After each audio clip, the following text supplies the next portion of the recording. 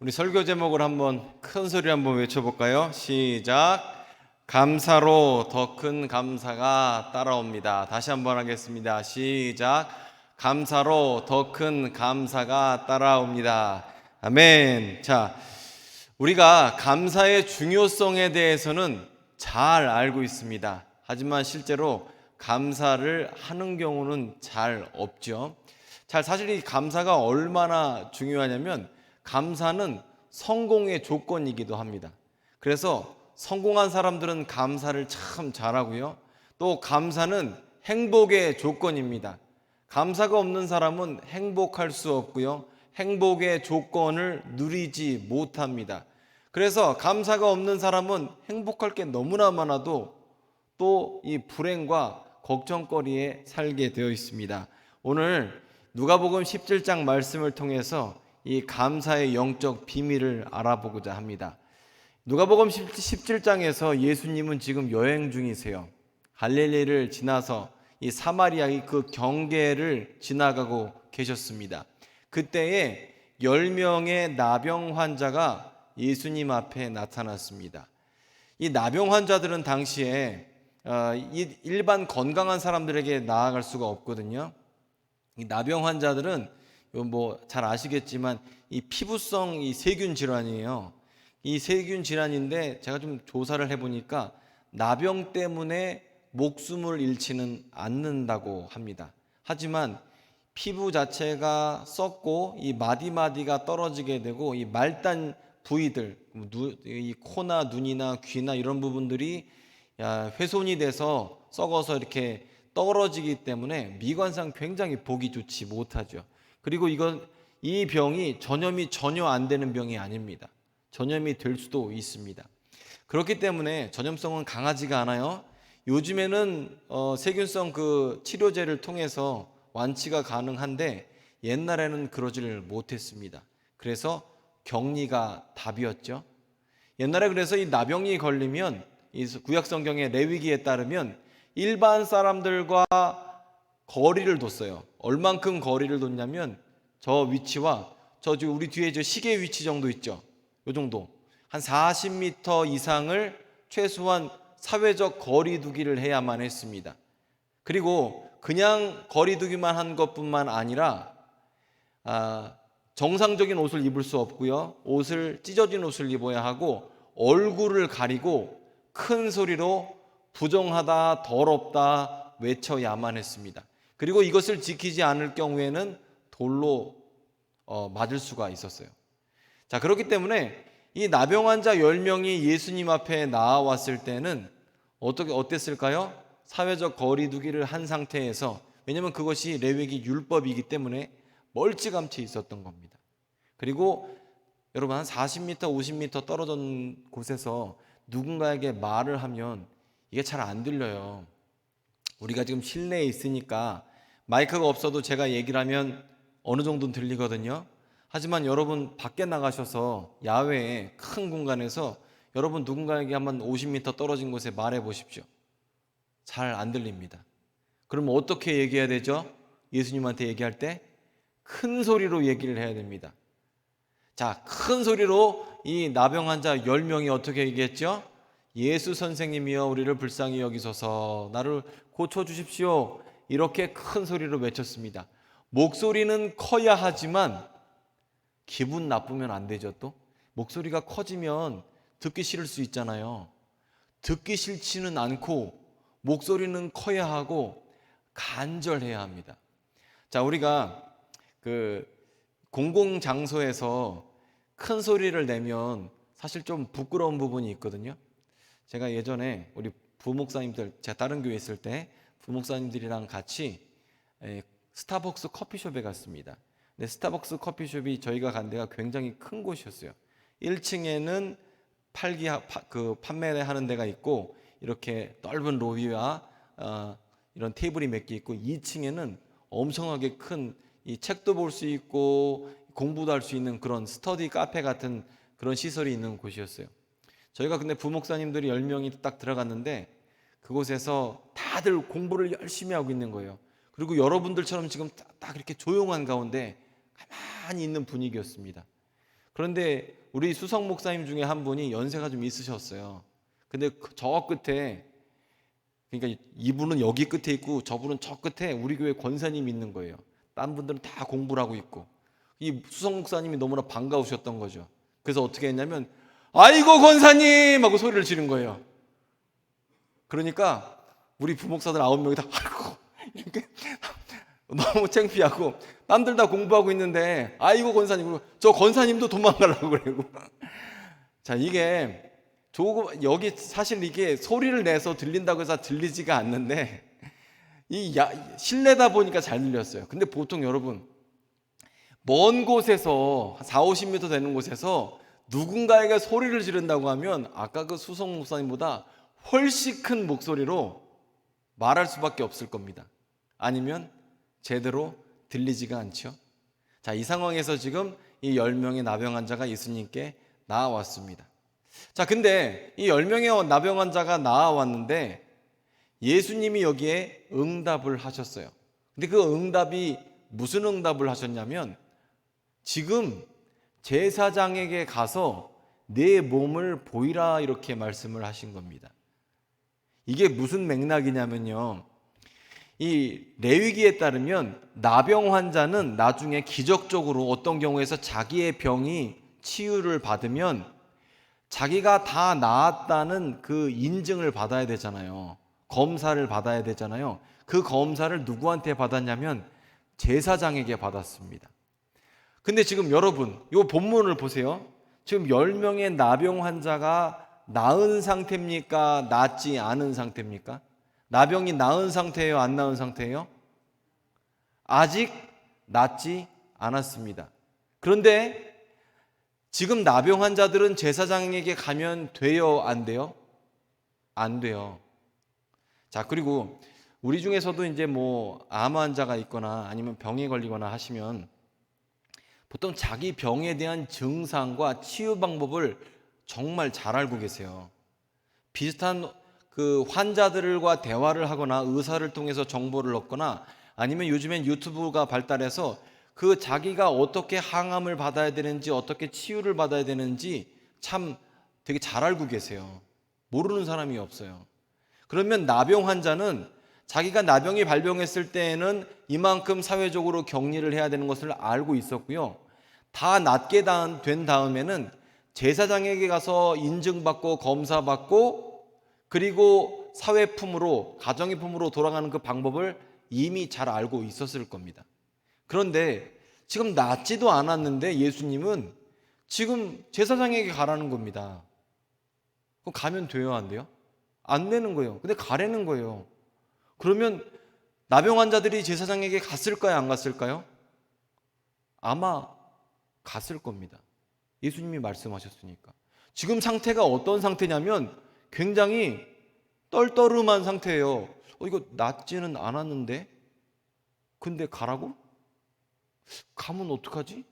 이 상태로 약간 이게 뭐 무슨 자기가 하는 행동에 의미를 알고 뜻을 알고 행동하는 것이 아니라 그냥 가래니까 얼떨떨한 마음으로 10명이서 우글우글 가고 있는 거예요. 그런데 그 가운데에서 어떤 한 사람이 자기 모습을 보니까, 하다 보니까 내가 지금 나았네? 이렇게 된 겁니다. 그래서 기쁜 마음으로 한 명은 예수님께 감사 인사를 하러 왔고, 나머지 9명은 가족의 품으로 돌아갔다, 어디론가 갔다. 이것이 오늘 본문입니다. 그런데 여러분, 여기서 아주 중요한 영적 원리가 있어요.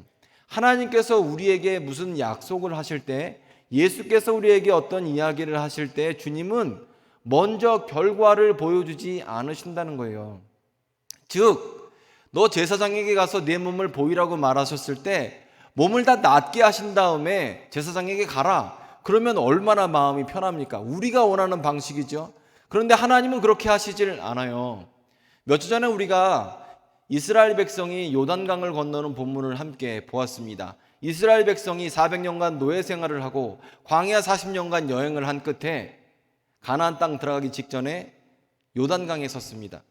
그런데 요단강이 그때 우기라서 물이 많이 불어나서 그냥 건널 수는 없었습니다. 그런데 하나님께서 어떻게 말씀하십니까? 여호수아에게 발을 디디라는 거예요. 먼저 출발하라는 거예요. 물에 들어가라는 거예요. 물에 들어가면 물이 멈출 것이다 라고 말씀하셨어요. 우리는 뭘 원하죠? 하나님, 먼저 물을 멈춰 주십시오. 그러면 내가 들어가겠습니다 라는 게 우리가 일하는 방식이에요. 하나님, 먼저 나를 낫게 해 주십시오. 그러면 내가 제사장에게 가겠습니다. 이게 우리가 원하는 방식입니다. 자, 이스라엘 백성이 여리고 성을 돌 때는 어땠습니까? 성을 먼저 무너뜨리고 돌면 좋아요. 무너지지 않을 성처럼 강한 성 앞에서 매일 한 바퀴씩 돌고 마지막 날에는 7번 돌라는 게 하나님의 방식입니다. 창세기 12장에서 아브라함은 어떻습니까? 너는 너의 고향과 친척과 아비집을 떠나 내가 내게 보여줄 땅으로 가라고 말씀하셨을 때 아브라함에게 땅이 주어졌습니까? 즉 무슨 얘기냐면 약속의 땅의 등기가 아브라함의 이름으로 되어 있었냐라는 거예요. 타이틀이 넘어갔냐는 거예요. 안 넘어갔어요. 이미 그 땅은 누군가 살고 있었습니다. 그런데 하나님은 어떻게 말씀하세요? 타이틀은 나중 문제고 너는 가라. 그러면 내 땅이 될 것이다. 먼저 발을 디뎌라. 그럼 물이 멈출 것이다. 제사장에게 가라. 그러면 낫게 될 것이다. 이게 하나님의 말씀이에요. 주님께서는 우리에게 반대로 얘기하세요. 먼저 마음에 믿음을 주시고 결과를 주신 게 아니에요. 믿음을 먼저 주시고 움직이게끔 하시고 그리고 그 가운데 주님께서 약속을 이뤄주세요. 우리가 하는 방식과 반대 방향입니다. 자, 그래서 여기 10명의 나병 환자들은 몸이 치유되고 간 것이 아니라 가다 보니까 순종하다 보니까 어느 순간 몸이 나아 있었습니다. 자, 그래서 여러분 삶 가운데서도 하나님께 받은 약속이 있으시다면 하나님 먼저 결과를 주십시오. 이건 하나님의 방법이 아닙니다. 여러분 마음 가운데 하나님께서 마음에 소망을 주시고 약속을 주시고 먼저 행하게 하십니다. 그러면 그 하는 과정 가운데 어느 순간 여리고성이 무너졌네. 제사장에게 가는 동안 내 병이 나았네. 가는 동안 홍해가 갈라졌네. 이런 기적의 고백, 간증을 하시게 되실 겁니다. 자, 또 계속해서 보게 되면 15절 보게 되면 나병 환자가 놀랬죠. 이게 어떻게 된 거냐? 내가 왜 몸이 나았느냐? 너무 좋잖아요. 그래서 이 10명의 환자들이 하나같이 다 낫고 다 자기가 원했던 곳으로 가버렸습니다. 그리고 진짜 제사장에게 확인받고 가족의 품 혹은 어딘가로 사라지게 되었어요. 그런데 오직 한 사람만 예수님께 나와서 감사 인사를 드리게 된 거죠. 그러자 예수께서는 이렇게 물어보셨어요. 10명의 나병 환자가 다 고침을 받지 아니하였느냐? 나머지 9명은 어디 있느냐? 이렇게 궁금해 하셨습니다. 그리고 이 한 명에게 감사한 사람에게 내 믿음이 너를 구원하였다. 이렇게 구원도 허락하셨죠. 자, 여기까지가 오늘 성경 말씀 본문입니다. 자, 여기서 보게 되면 몇 가지 우리 영적 진리를 알 수가 있는데요. 먼저 첫 번째 진리는 뭐냐면 예수님께 나아가면 치료를 받게 된다. 예수님께 나아가면 해결함을 받게 된다는 겁니다. 자, 지금 10명의 나병 환자가 어떻게 우연히 낫게 됐다고 성경은 말하지 않아요. 10명의 나병 환자가 예수님께 나왔기 때문에 고침을 받은 겁니다. 예수님께 나오지 않았으면 고침받지 않았어요. 여러분, 누구든지 예수님께 나아가면 문제 해결을 받게 됩니다. 병이 고침을 받게 됩니다. 관계의 문제, 또 건강의 문제가 해결을 받게 됩니다. 주님께 나아가야 해결을 받는 거지 나아가지 않으면 해결받지 못해요. 주님 앞에 나아가야 합니다. 두 번째로 이 9명의 사람들을 통해서 우리가 알 수 있는 것은 우리가 얼마나 감사를 모르는 사람인가 생각해 볼 필요가 있습니다. 자, 대부분 주님 앞에 기도를 시작할 때 이 해결되지 않는 내 힘으로 안 되는 어떤 문제를 갖고 기도를 시작하게 되거든요. 그런데 한마디로 우리나라 속담처럼 화장실에 갈 때와 올 때가 달라요. 내가 하나님 앞에 엎드릴 때에는 문제 해결이 안 되기 때문에 아주 절박하고 간절하게 기도를 합니다. 하지만 주님께서 문제 해결을 해주시면 어떻죠? 갑과 을이 바뀌게 돼요. 문제 해결 받기 전에는 철저한 의리였어요. 하나님, 이것만 해주시면 내가 뭐든지 하겠습니다. 이런 각오로 기도를 해요. 그런데 문제 해결을 받으면 어떻게 되죠? 그게 그렇지가 않아요. 꼭 우리 인간관계 할 때 혹은 거래관계 할 때 쌓인 전과 후가 달라지죠. 계약금이 입금되기 전이랑 후와 다르죠. 마찬가지로 주님께서 우리 삶 가운데 기적을 행해 주시면, 기도 응답을 해 주시면 우리는 갑과 을이 바뀌어버려요. 내가 주님 앞에 감사하지 않고 문제 해결 받으면 그때부터는 내가 원하는 것을 하는 삶으로 순식간에 변하게 되죠. 사실 우리는 기본적으로 감사를 잘 몰라요. 그래서 감사할 일이 생겨도 쉽게 잊어버리고, 혹은 누군가에게 감사를 할 때에는 그 사람과의 인간관계가 망가질까 봐 감사하는 경우가 더 많이 있습니다. 무엇인가를 받았는데 내가 인사를 하지 않으면 이거 무례하게 될지도 모르니까, 그래서 인간관계의 유지 차원에서 감사 인사하는 경우가 더 많습니다. 그리고 또 문제 해결을 받게 되면 다 잊어버리는 거예요. 그냥 그 우연 아니었나? 어떻게 하다 보니까 해결된 것 같은데, 어쩌다가 그런 것 같은데, 이렇게 생각하고 감사 표현을 주님 앞에 드리지 않습니다. 급할 때는 기도하고 응답받으면 그냥 그것은 우연이다라고 우리는 스스로 생각해 버리는 경우가 많이 있죠. 자, 그런데 여기서 우리 하나님이 참 좋으신 이유 중에 하나는, 그럼에도 불구하고 우리 하나님은 좋으신 분, 신실하신 분이십니다. 자, 오늘 본문을 보게 되면 10명의 나병 환자 중에서 1명만 감사 인사를 했습니다. 그러면 감사 인사를 한 너만 계속 건강한 상태가 되길 내가 축복하고 나머지는 도로 나병 걸릴지어다, 이렇게 예수께서 저주하지 않으셨다는 거예요. 우리가 감사 인사를 주님 앞에 하지 않았을 때에도 주님은 여전히 미쁘시고 여전히 신실하시고 여전히 주님은 우리에게 약속을 지키시는 하나님이시다는 거죠. 우리가 감사를 드리지 않아도 주님께서 우리에게 베푸신 기적이나 놀라운 일들, 은혜를 거두시지 않는 분이라는 거죠. 자, 하지만 여러분, 우리의 본성은 바뀌지 않아요. 하나님은 미쁘시고 신실하시지만 우리는 여전히 감사하는 것을 잘 모르게 됩니다. 하지만 여러분, 성경에서 말하는 감사는 내 기분에 따른 감사를 말하고 있지 않습니다. 제가 예전에 군대 갈 때 어떻게 갔냐면요, 21살 때 영장이 나왔어요. 근데 그 영장 나온 것을 제가 취소를 했습니다. 그랬더니 저희 아버지께서 왜 네 맘대로 취소했냐, 취소한 걸 다시 가서 취소해라 그랬어요. 그러니까 제가 취소한 걸 다시 취소했으니까 저는 어떻게 된 거예요? 입대 날짜가 그대로가 된 거예요. 그 취소를 다시 취소를 받아주는 그 동사무소 참 얄밉습니다. 그래서 결국 저는 입대를 하게 되었죠. 근데 제가 입대하고 근데 엄마 아버지가 참 슬퍼하시더라고요. 제가 이 얘기를 왜 했냐면, 나병이 걸리면 40-50m 밖으로 건강한 사람과 떨어져 있어야 돼요. 이 나병 환자들이 그동안 얼마나 가족이 보고 싶었을까, 사랑하는 사람과 만나고 싶었을까. 내가 10수년 전에 아들이 있었는데 딸이 있었는데 걔가 지금 장가를 가서 손주가 있는데 그 얘기는 내가 들었는데 그거 얼마나 보고 싶어요. 만나고 싶어요. 사랑하는 우리 와이프, 남편, 자식들 얼마나 보고 싶어요. 그런데 병이 나았으면 그 사람들 먼저 보고 싶지, 예수님께 감사 인사하는 게 먼저겠어요? 입장 바꿔 생각해 보세요. 내 병이 나았으면 그동안 못했던 거 하고 싶고, 그동안 하고 싶었던 거 하고 싶고, 앞으로 생계를 걱정하는 게 인간의 본성이지.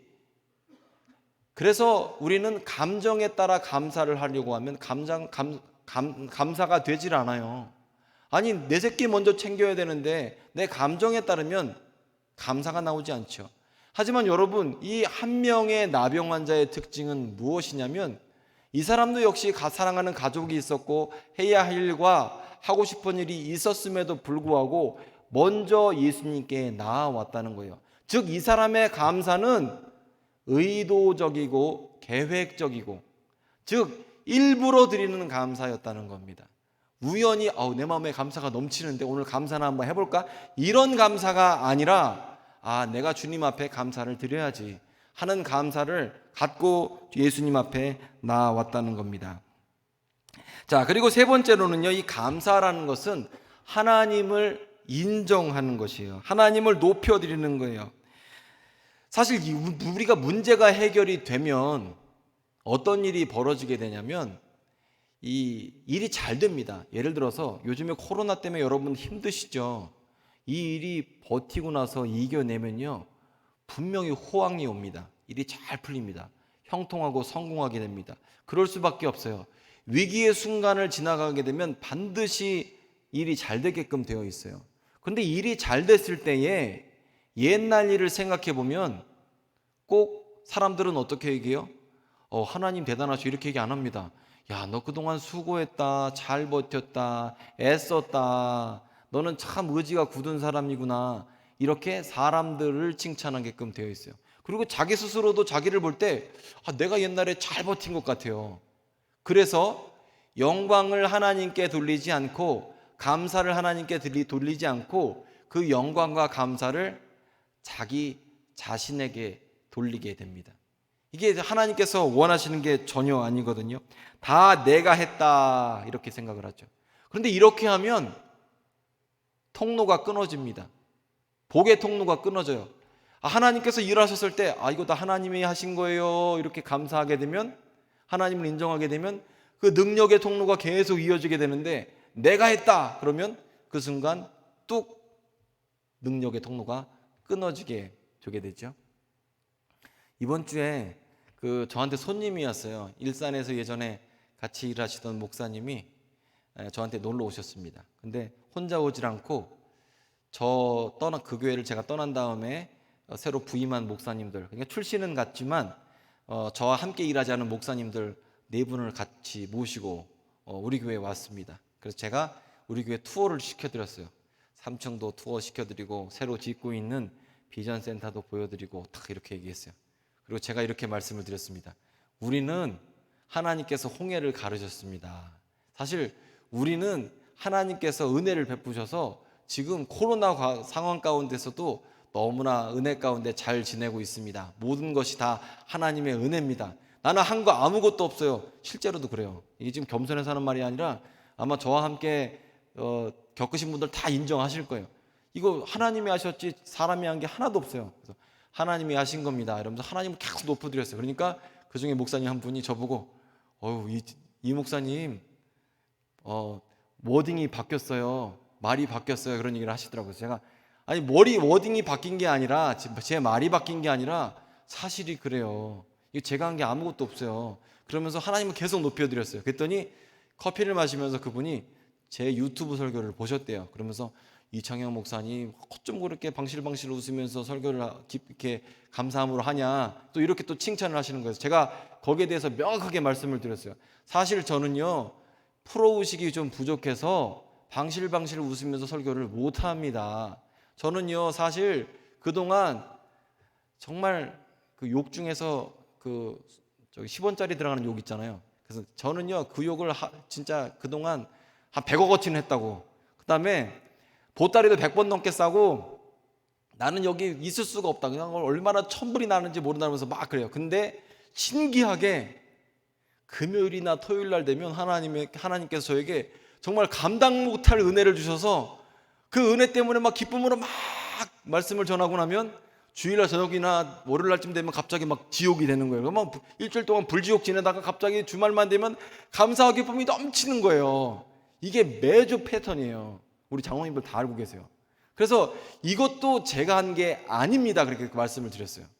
제가 이 얘기를 왜 했냐면, 만약에 제가 대단했거나 아니면 어떤 사람이 대단한 건 별로 의미가 없습니다. 왜냐하면 사람은 의지나 모든 것이 한계가 있고 끊어지게 되어요.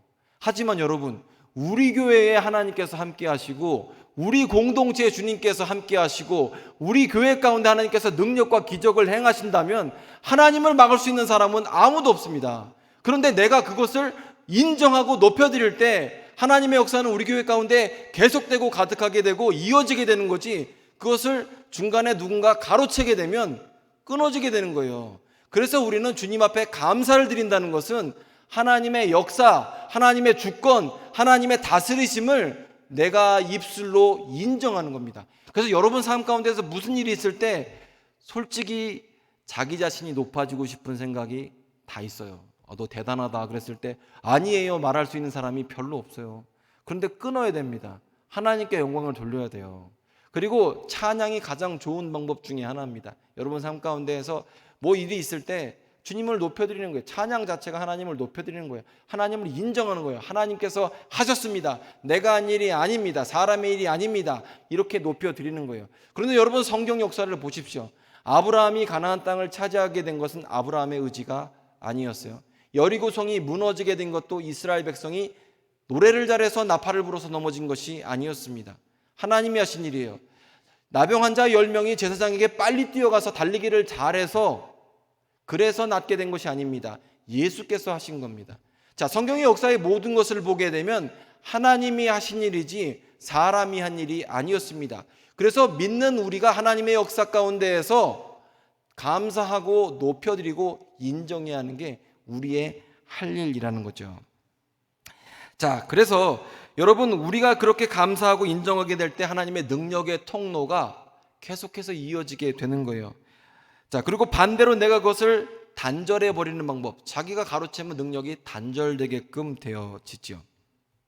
자, 그리고 네 번째, 우리가 감사로 주님 앞에 나아갈 때, 우리가 주님 앞에 나아갈 때는 감사로 나아가야 되는 겁니다. 여러분 기도를 하실 때 어떻게 기도를 하세요?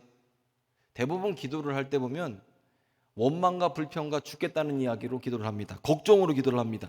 하나님, 나 참 너무나 힘듭니다. 나 좀 살려주세요. 이렇게 기도를 해요.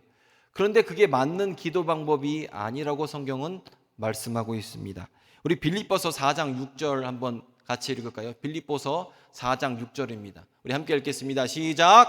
아무것도 염려하지 말고 다만 모든 일에 기도와 간구로 너희 구할 것을 감사함으로 하나님께 아뢰라. 자, 우리가 어떻게 주님 앞에 나아갑니까? 말씀 내리지 마세요. 염려함으로 나가죠. 그런데 주님께서는 우리에게 어떻게 말씀하십니까? 내려주셔야 됩니다. 염려하지 말고 나아가라. 무엇으로 나가라고 말씀하십니까? 감사함으로 주님 앞에 나아가라고 말씀하세요. 우리가 주님 앞에 드릴 것이 감사밖에 없습니다. 자, 에베소서 5장 20절 말씀인데요. 우리 함께 보겠습니다. 에베소서 5장 20절입니다. 시작. 범사의 우리 주 예수 그리스도의 이름으로 항상 아버지 하나님께 감사하며 범사에 감사하라 말씀하고 있고요.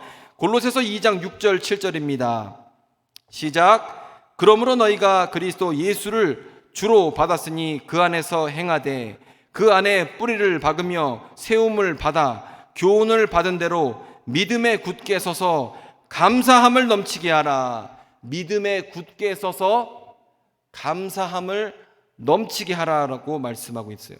그래서 우리가 주님 앞에 기도할 때에는 감사함으로 기도하는 거예요. 원망과 불평과 걱정으로 기도하는 것이 아니죠. 자, 다섯 번째입니다. 하나님께서는 감사하는 사람에게 더 큰 감사를 주십니다. 구원을 베푸십니다. 자, 오늘 9명의 나병 환자와 1명의 나병 환자의 차이점이 무엇이냐 잘 살펴보면 9명의 나병 환자는 육신만 고침을 받고 나음을 받았고 1명의 나병 환자는 육신이 깨끗해진 것과 더불어서 영혼과 죄의 문제까지도 함께 해결받은 것을 알 수 있습니다.